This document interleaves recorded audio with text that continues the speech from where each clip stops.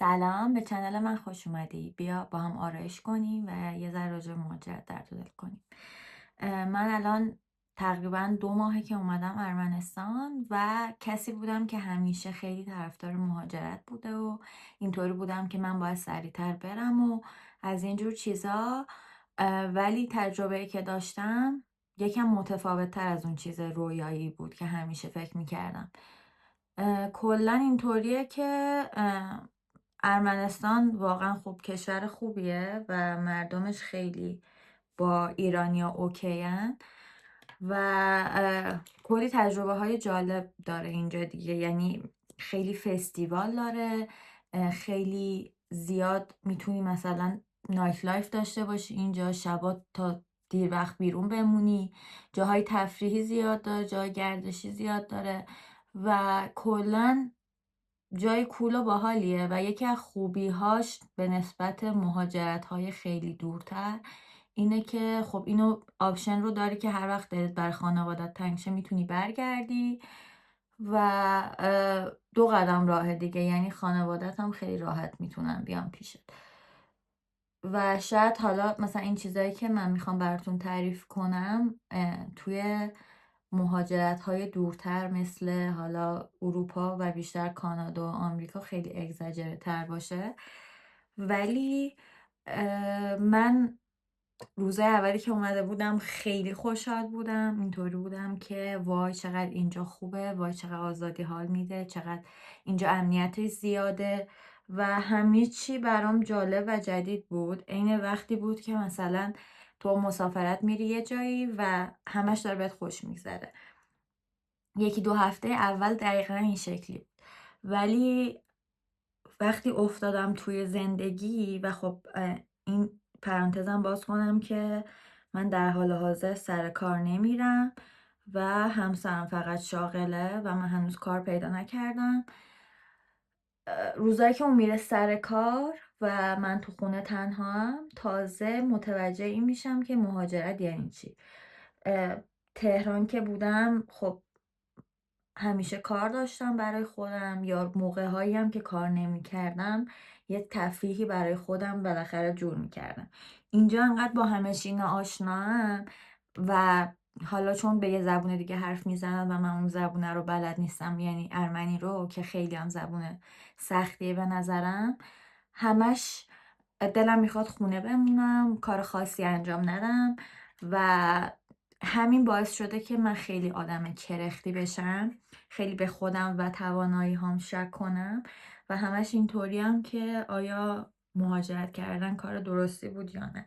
به خصوص شب‌هایی که مثلا همسرم حالا از سر کار دیرتر میاد، انقدر حس تنها شدن و بیکس بودن بهم دست میده که واقعا اینطوریم که یه جوری باید خودم رو از این افسردگی بکشم بیرون.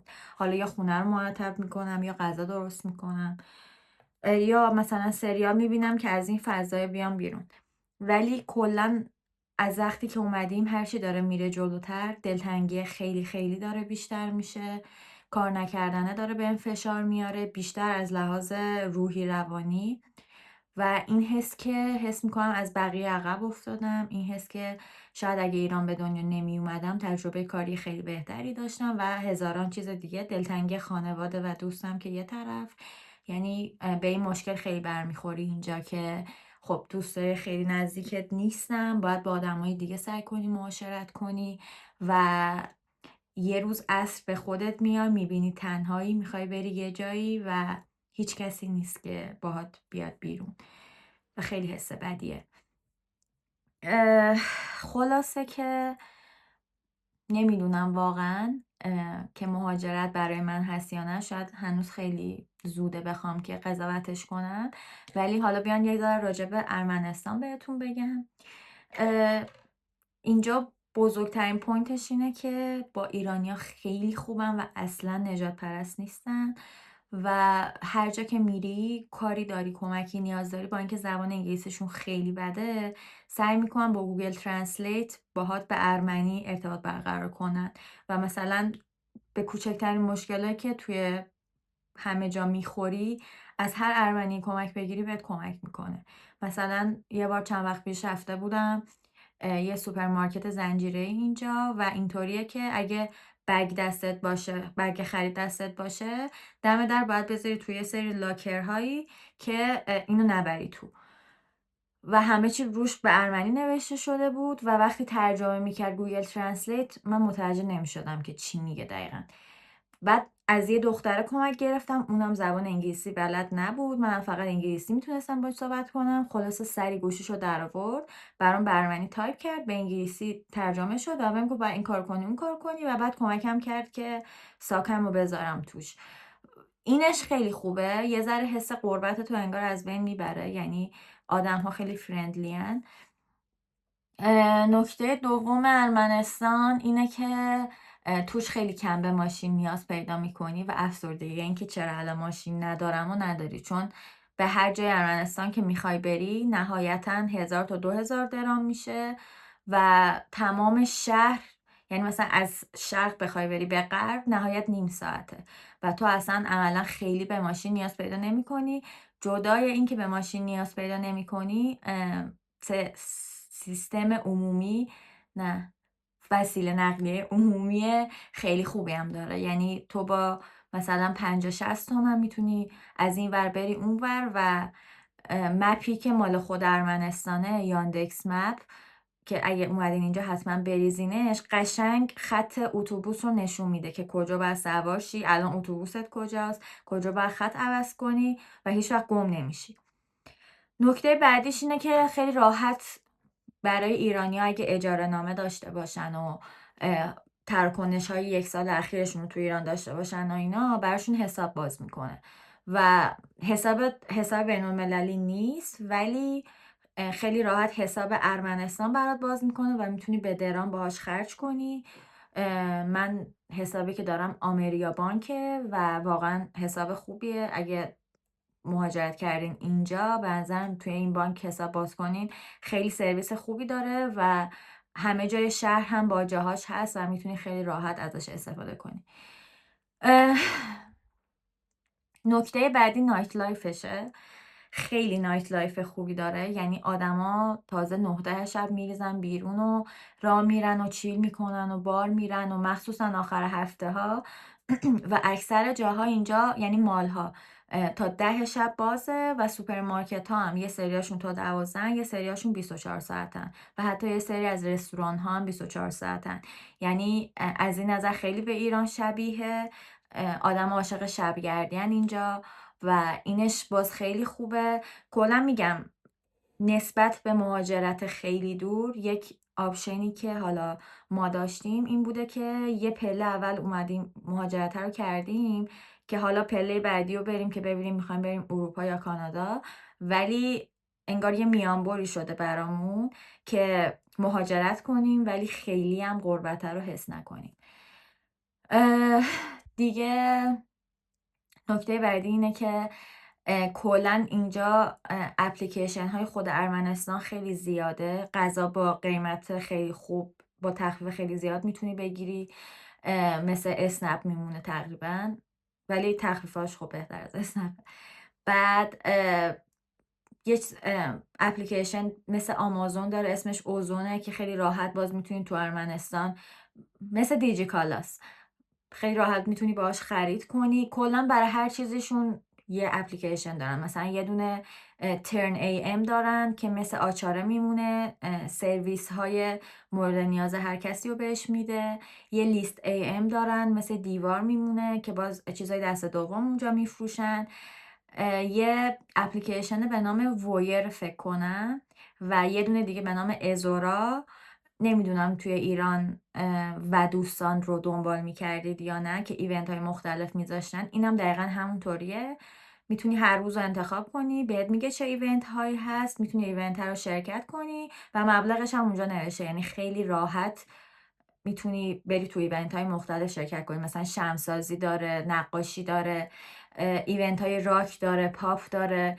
و یه نکته خیلی باحال دیگه اینجا اینه که تقریبا هر هفته کنسرت های رایگان هست توی میدون جمهوریشون و میتونی خیلی راحت بری مثلا کنسرت شرکت کنی بدون اینکه یه قرون پول بدی و نکته بعدی این که اینجا خیلی راحت میذارن تو خیابون آبجو بخوری. ترجیحاً پلیس نبینه بهتره، ولی اگه توریست باشی و پلیس ببینه کاری باهات نداره، یعنی ردیفه.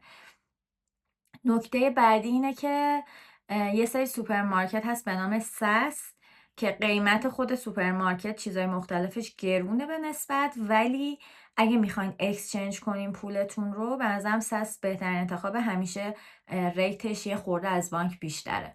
و چیز دیگه هم که هست، قدم به قدم اکسچنج تو خیابونه و تو هر سوپرمارکتی بری، تو هر بانکی بری، راحت برات چنج میکنن پولتو از دلار به درام و اینش خیلی خوبه. یعنی یهو شبم یه جای گیر کنی، احتمالا یه جایی رو پیدا میکنی که پولتو بخوای چنج کنی.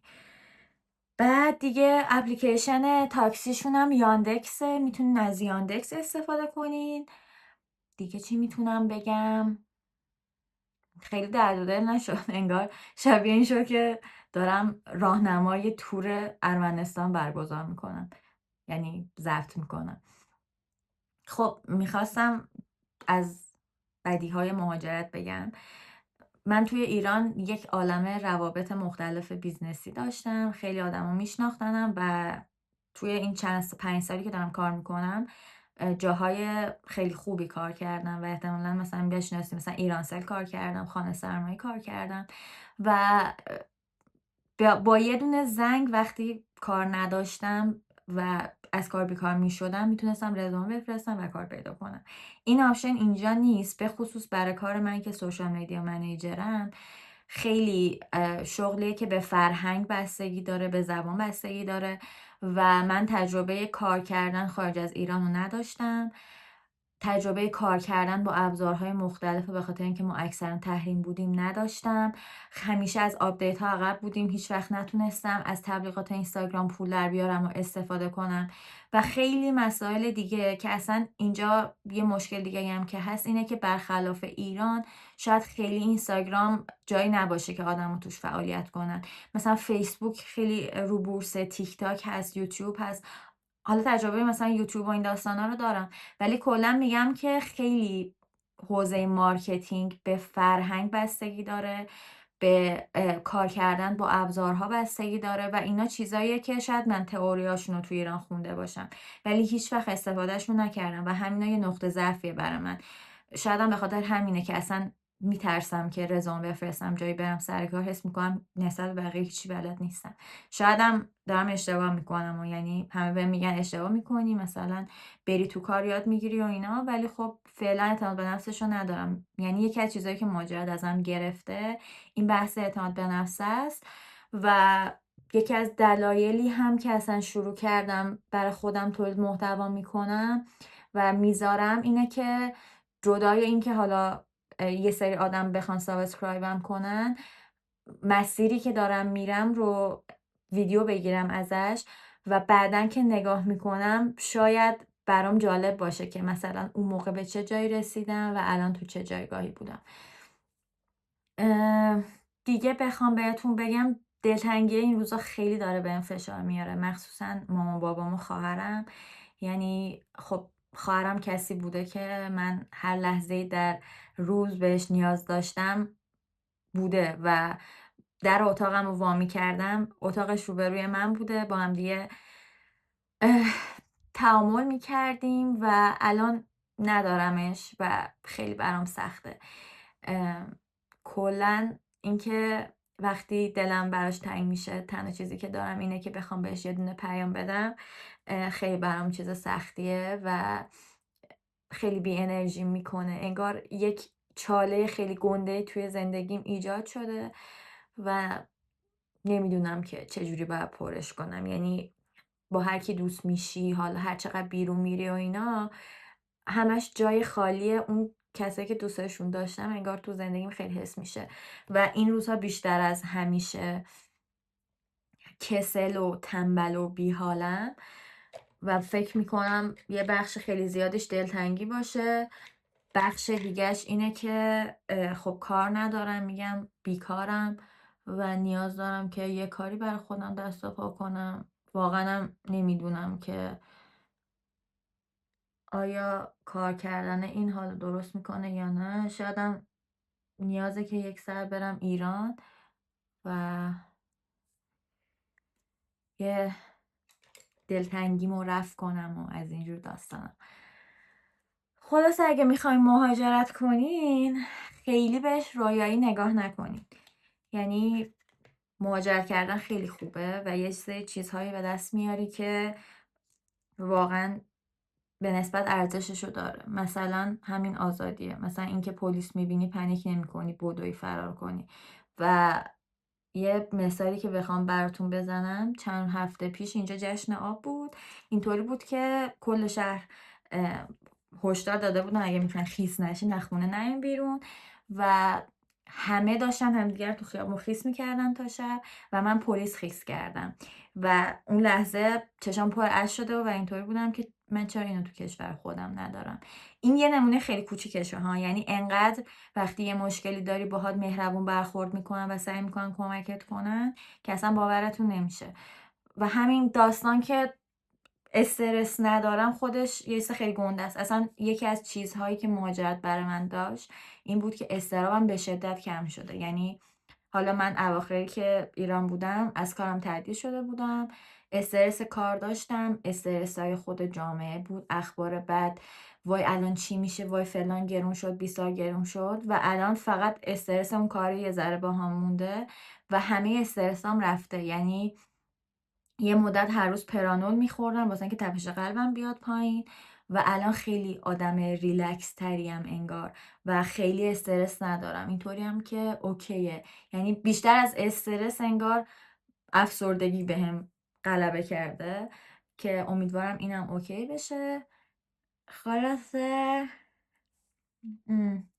اینم از درد و دل من و داستان مهاجرتم به ارمنستان. اگه سوالی داشتین ازم لطفا توی کامنت ها ازم بپرسین و اگه دوست داشتین به هم ایده بدین که دیگه چه ویدیوهایی بگیرم براتون.